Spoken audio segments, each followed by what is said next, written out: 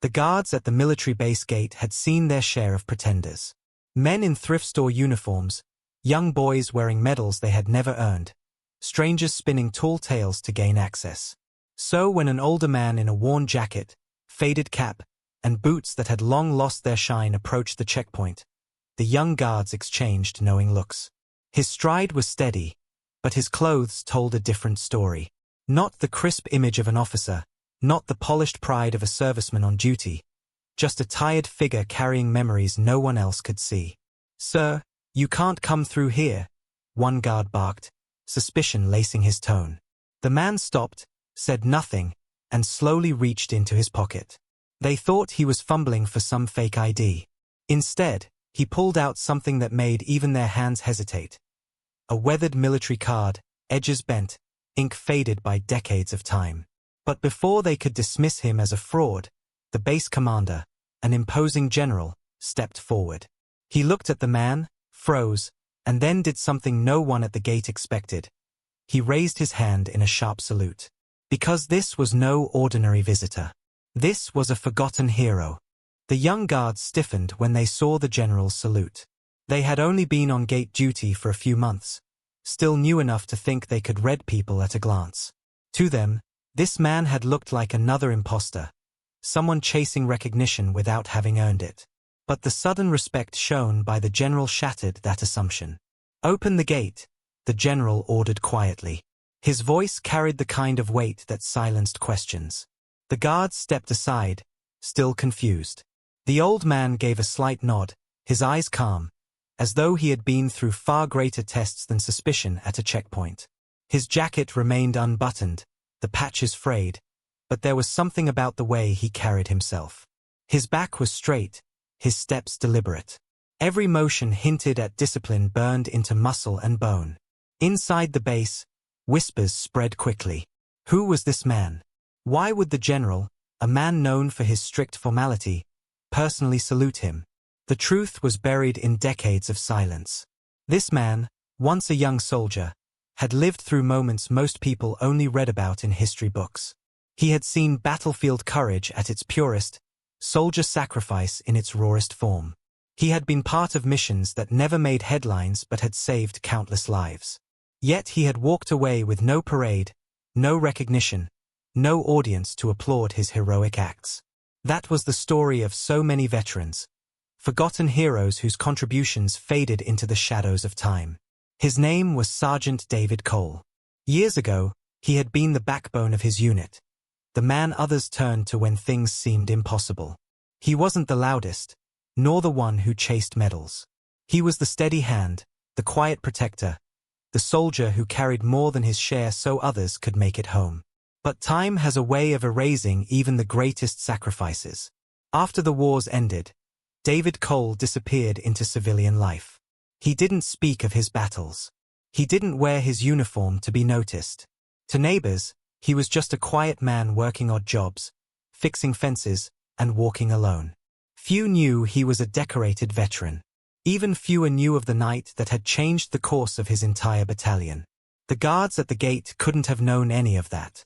All they saw was an aging man who didn't fit the polished image they expected. But the general knew. He remembered. Because years ago, the general had been a young lieutenant under Sergeant David Cole's command. Back then, on a night soaked in rain and fear, David had done something that saved not just his men, but the very man who now commanded the base. It wasn't written in the headlines. It wasn't broadcast on the evening news. But in the whispered pages of veteran stories passed down through units, David's act was one of those quiet, inspirational military tales that defined real war heroes. And now, decades later, fate had brought them face to face again. One in uniform, one in worn civilian clothes, but both bound by memory. The general turned to the guards and spoke firmly, "Never mistake appearances for truth. Some of the greatest unsung heroes don't wear their honors on their chest. They carry them in their scars." The guards stood frozen, their cheeks burning with shame. For them, this was a lesson they would never forget. David Cole didn't scold, didn't boast. He simply placed a hand gently on the young guard's shoulder, his touch carrying more forgiveness than words ever could.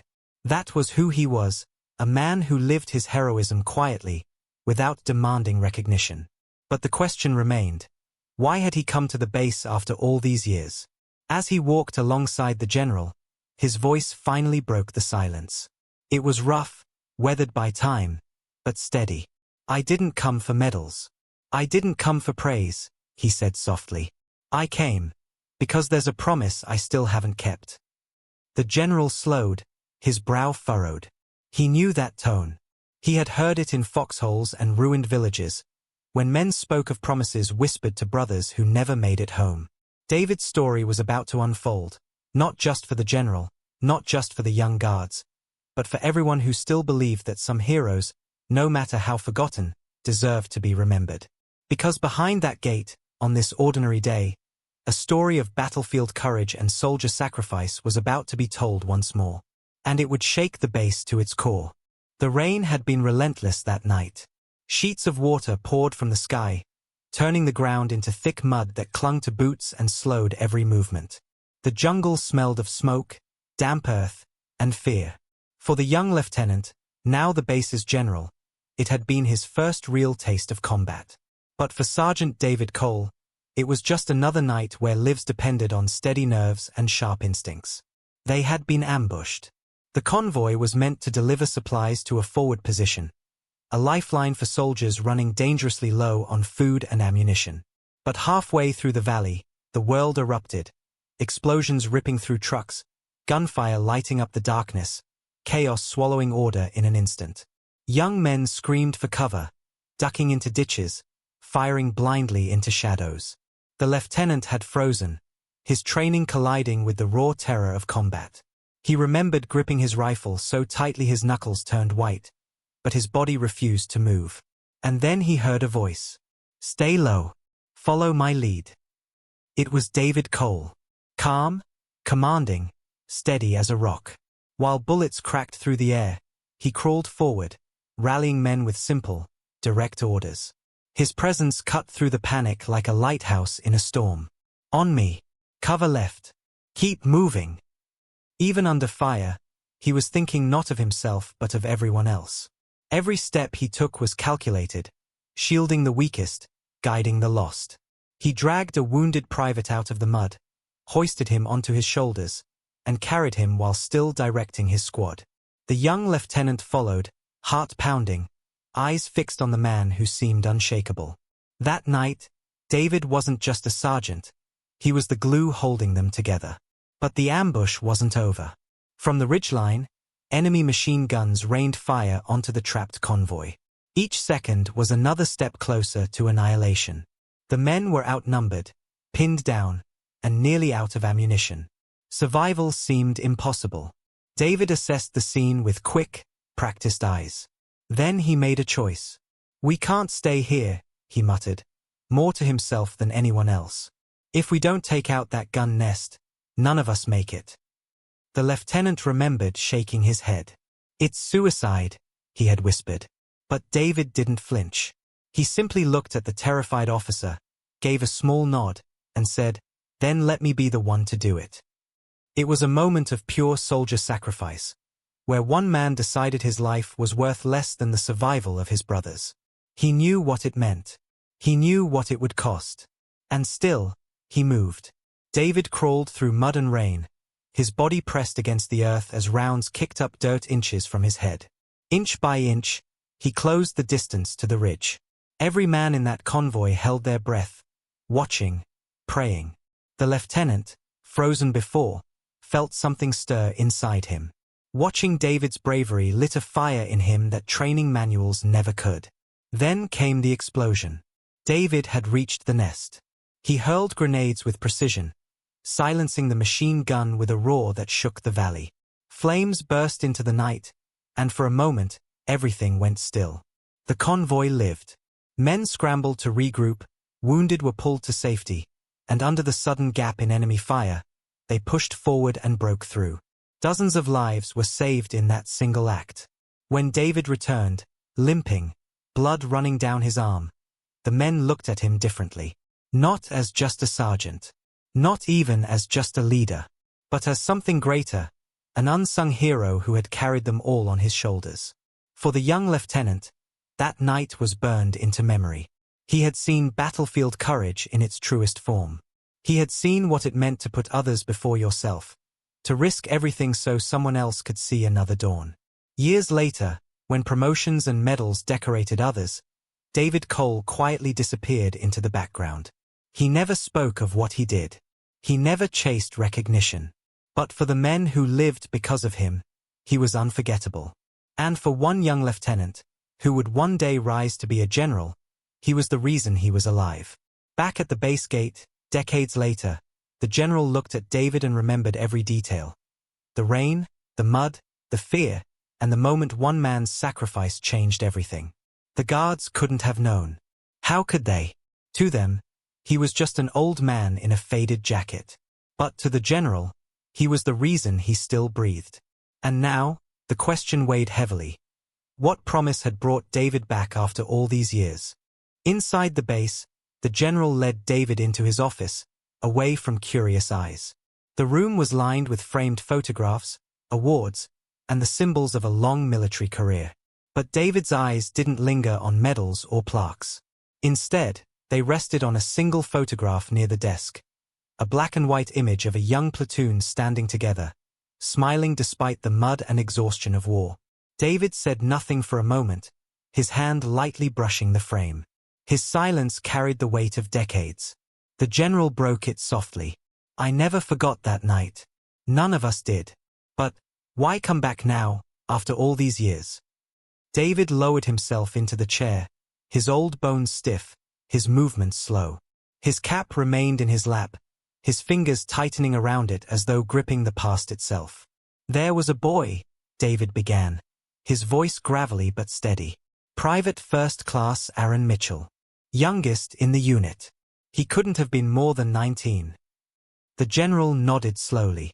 He remembered Mitchell, the kid with a crooked grin, always humming songs under his breath to calm his nerves. He didn't make it that night, David continued. His eyes seemed to drift back through time, seeing the mud, the rain, the chaos. He was hit before I took out the machine gun nest.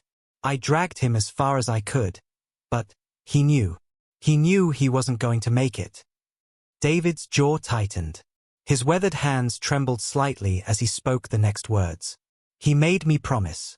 He grabbed my collar, pulled me close, and whispered, "Tell my mama I wasn't scared. Tell her I did my duty." The general swallowed hard, the memory of that night flooding back. In the madness of survival, they had buried their dead quickly, moved on, and tried to forget the screams. But David had carried that promise like a stone in his chest for all these years. I went home, David said softly. Life got in the way. I worked.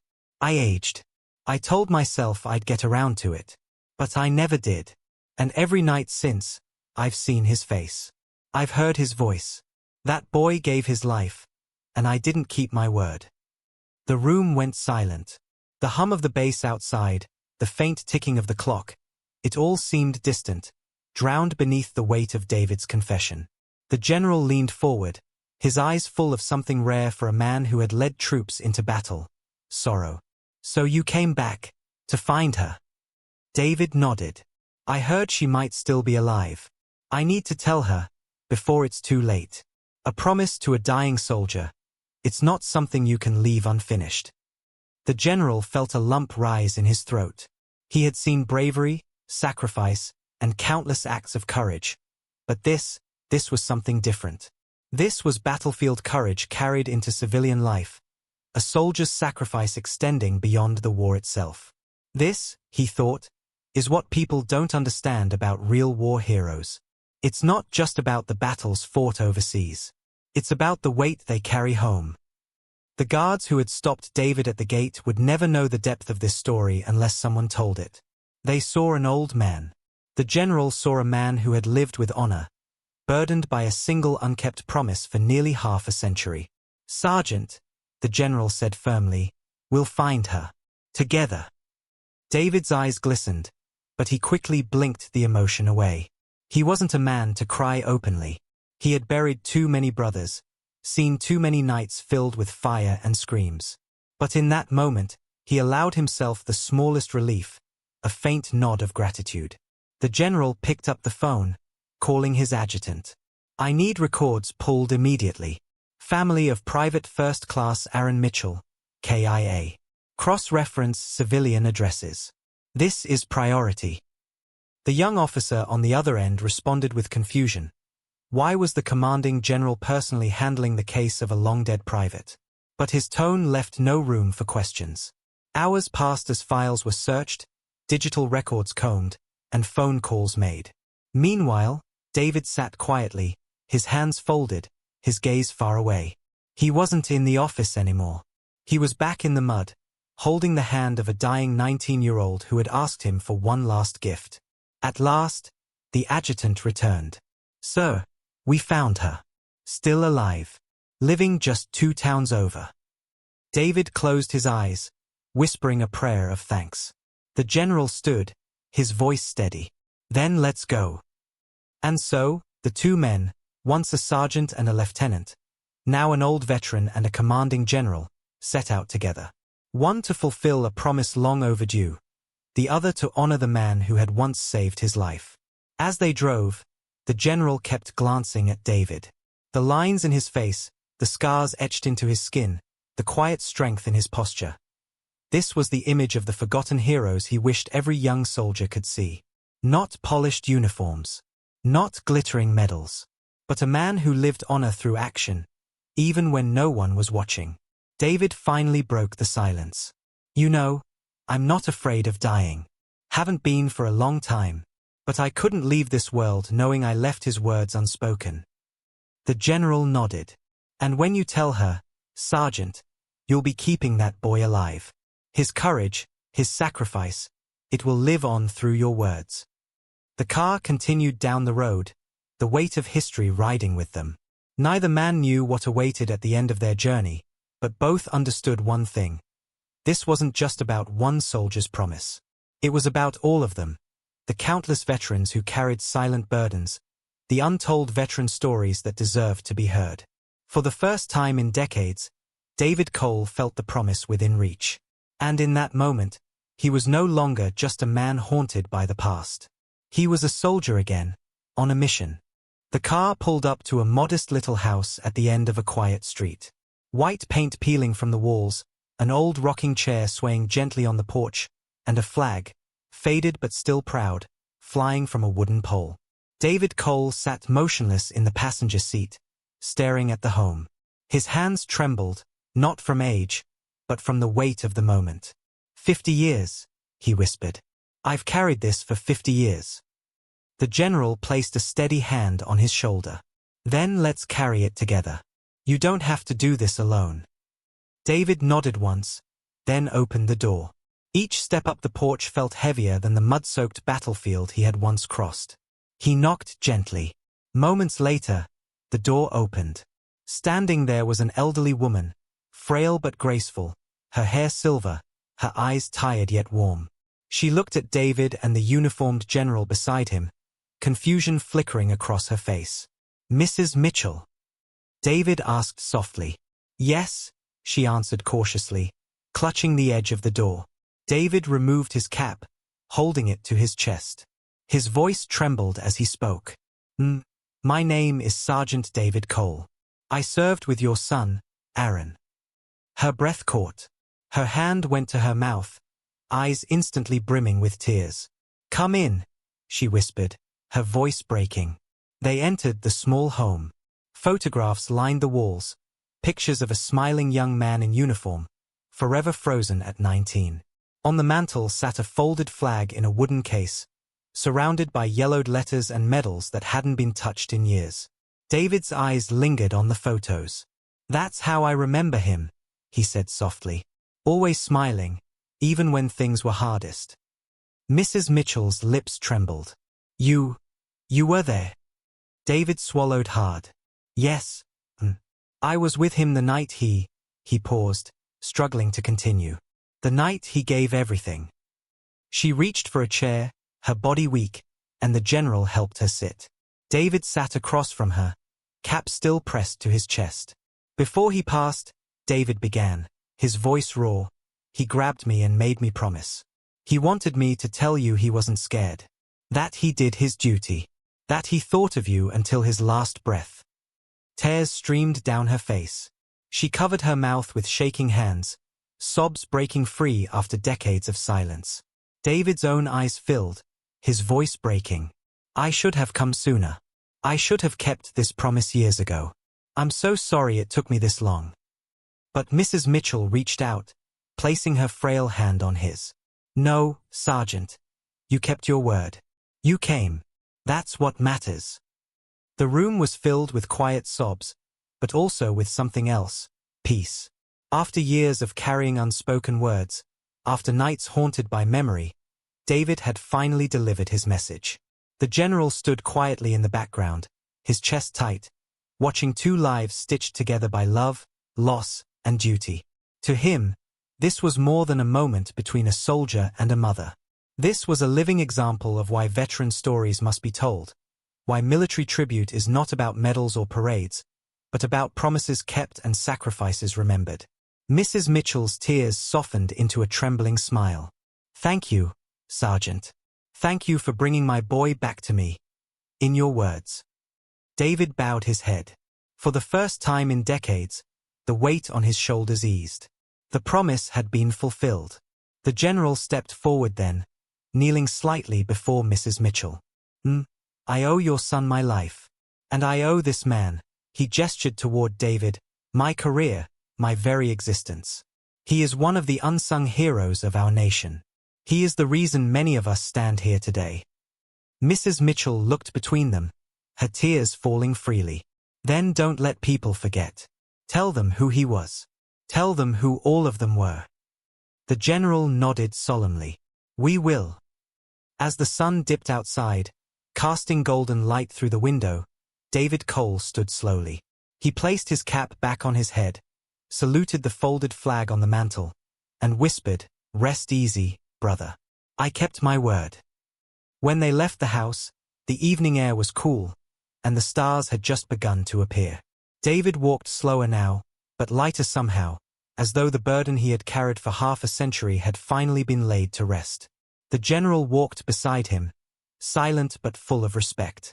He thought of the young guards at the gate, of all the people who had dismissed David as just an old man in a worn jacket.